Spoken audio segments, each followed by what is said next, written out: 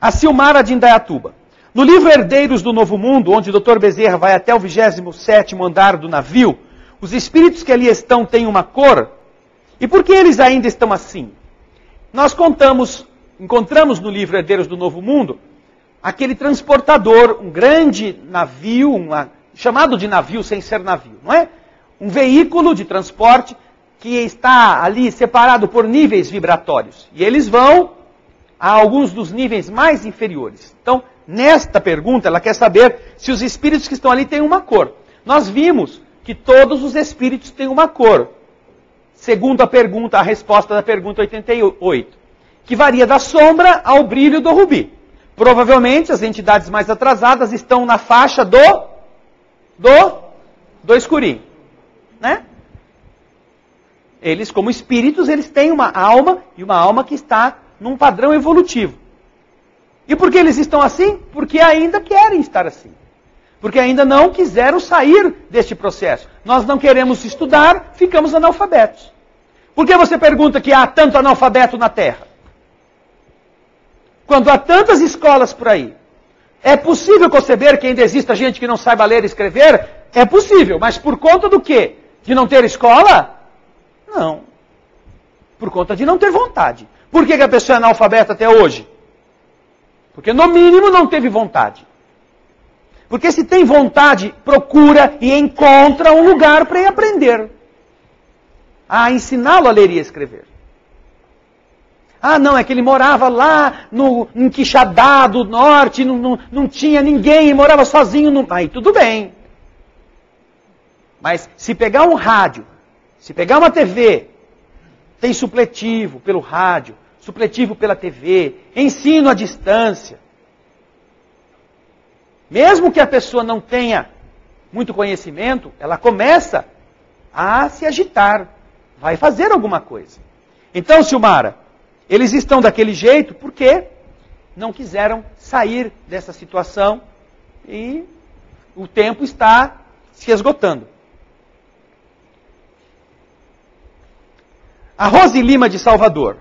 Presenciei o desencarne de um ente querido e no seu último momento passou entre nós uma sombra escura. O que isso significa? Não sei. Não sei. O que significa uma sombra escura? Uma sombra geralmente já é escura. Agora, como que nós captamos isto? Às vezes vocês estão lavando louça na cozinha. Já aconteceu isso com alguém, não aconteceu? Aí você olha pelo canto do olho assim, você vê um negócio escuro. Não é? Ou parece que tem alguém te olhando lá por trás. Ai, mas era escuro. Não, você captou com esta visualização. Não é por isso que você vai achar que se trata do, sei lá, do curupira, né, o saci pererê, só porque ele é escuro. É um vulto. Né? O vulto pode ser interpretado assim, por ter uma coloração difusa. Agora, não quero que você fique pensando que, é porque o espírito então que estava desencarnando estava muito mal. Então quando ele saiu do corpo aí, ele já era bem escurinho, coitado. Era um homem tão bom, mas de repente, olha só que desgraça que aconteceu com ele. Não. Não viaje em interpretações que não há agora como você encontrar uma explicação adequada. Pode ser um espírito amigo que passou e você o identificou como se fosse uma sombra, um vulto, alguma coisa. Pode ser. Pode ser várias coisas. Né? O mais importante é você, né, deixe isto no baú da memória e ore por essa pessoa que você presenciou o desencarne. A sua oração terá, sim, um efeito benéfico em relação a ela. Tá bom, Rose? Um grande abraço para você. A Edna de Joinville, Santa Catarina. No mundo espiritual do orbe terrestre, existem espíritos de outros planetas. Estes possuem a mesma forma? Há algum livro que relate este fato? Bem, Edna, nós não sabemos dizer a você se aqui, presos à atmosfera da Terra, como espíritos que resgatam ou que estão em evolução na Terra, existam espíritos de outros planetas na condição de espíritos de outros planetas. Mas eu posso dizer a você, sem dúvida nenhuma, que ao redor da Terra existem espíritos de outros planetas que somos nós. Nós somos os ETs, espíritos. Quem fala isso não sou eu, é o Evangelho segundo o Espiritismo, no capítulo 3. Quando você vai lá e vai entender as muitas moradas na casa do Pai, ao debruçar-se sobre o planeta de prova e expiação, você entenderá que a Terra pode ser habitada por 3 grupos de espíritos. O primeiro grupo é o dos espíritos primitivos. Aqueles espíritos que acabaram de sair do mundo animal e estão renascendo no mundo hominal. O segundo grupo que pode estar na Terra é o dos espíritos primitivos, um pouquinho melhorados, semi-civilizados. Este grupo também pode renascer na Terra, porque a Terra é uma escola para eles. E qual é o outro grupo? O dos chamados espíritos estrangeiros. Espíritos que vieram de um outro orbe. E que estão na Terra, aí sim, em expiação. Todas as pessoas, aqui no Bezerra, aí em casa, que não se enquadrarem por seus hábitos, os seus vícios, como um ser primitivo ou um ser semi-civilizado, não tem outra escolha. É um espírito estrangeiro. E se somos estrangeiros, o nome moderno de se chamar assim, qual é? Extraterrestre. Nós, aqueles que consideramos-nos não primitivos e não semicivilizados, estávamos vivendo em um outro orbe, de onde fomos retirados, como fala lá o Evangelho. Então, no plano espiritual, estamos espíritos de diversos lugares habitando a Terra. O livro Renúncia fala de Alcíone. Alcíone veio de onde? Da estrela Sírius.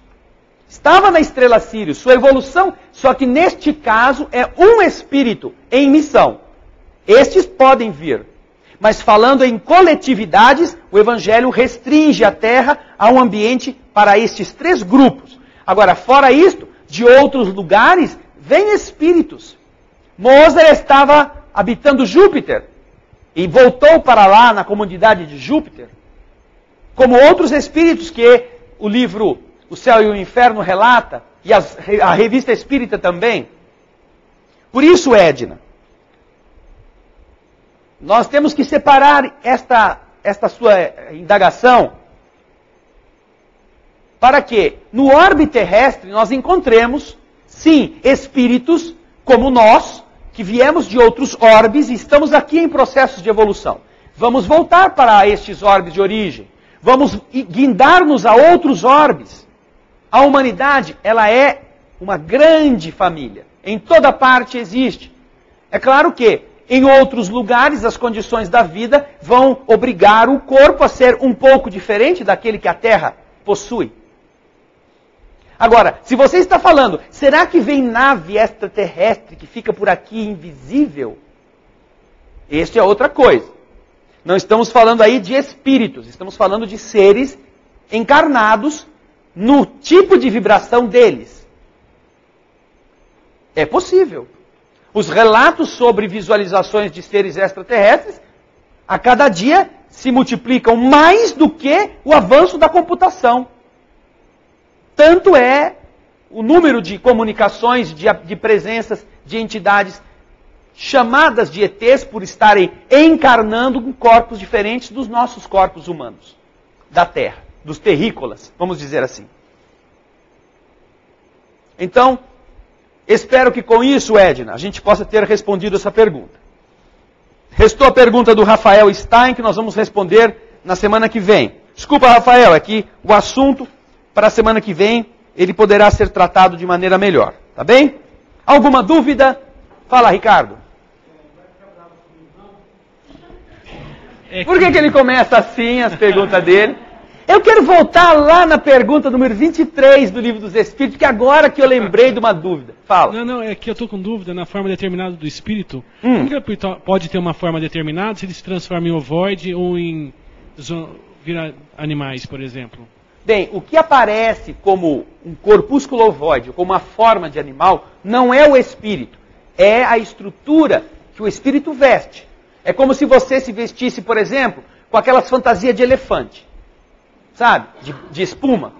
Ou de rinoceronte. Ou de girafa. Você assumiu uma forma por fora. Mas você continua sendo o Ricardo. Você não é um elefante, uma girafa. Você é o Ricardo. Então, nos padrões vibratórios que a mente produz, o espírito pode estar revestido de uma aparência que o seu pensamento, por indução ou por sua própria vontade, assuma. Ou perca.